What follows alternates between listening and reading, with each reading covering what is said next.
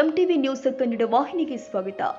ಮಾಜಿ ಮುಖ್ಯಮಂತ್ರಿ ಎಸ್ಎಂ ಕೃಷ್ಣ ಅಂತಿಮ ದರ್ಶನ ಪಡೆಯಲು ಬಿಡದಿಯ ವೃತ್ತದ ಬಳಿ ಜನಸಾಗರ ಸೇರಿದೆ. ಅಂತಿಮ ದರ್ಶನಕ್ಕೆ ಹೆಚ್ಚಿನ ಸಂಖ್ಯೆಯಲ್ಲಿ ಬರ್ತಿರುವ ಜನ ಕೈಯಲ್ಲಿ ಹೂ ಸಮೇತ ತಂದು ಪಾರ್ಥಿವ ಶರೀರಕ್ಕೆ ಹಾಕುವ ಪ್ರಯತ್ನ ಮಾಡಿದ್ರು.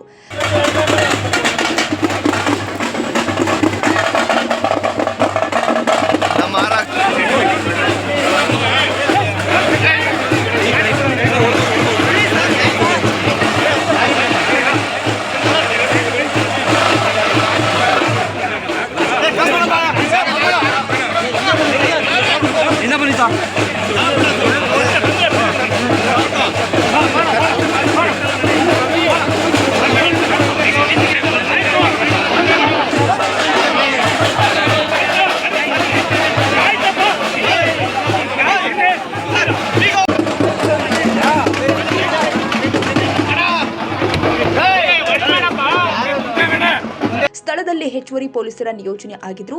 ಸ್ಕೈ ವಾಕ್ನುದ್ದಕ್ಕೂ ಜನ ನಿಂತಿರುವ ದೃಶ್ಯಾವಳಿ ಕಂಡು ಬಂದಿದೆ.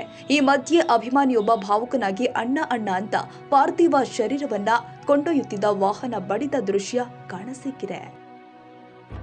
ತಾಜಾ ಸುದ್ದಿಗಾಗಿ ಎಂಟಿವಿ ನ್ಯೂಸ್ 24x7ಗೆ ಸಬ್ಸ್ಕ್ರೈಬ್ ಮಾಡಿ ಮತ್ತು ಬೆಲ್ ಐಕಾನ್ ಅನ್ನು ಒತ್ತಿ. ತಪ್ಪದೇ ಲಿಂಕ್ ಶೇರ್ ಮಾಡಿ.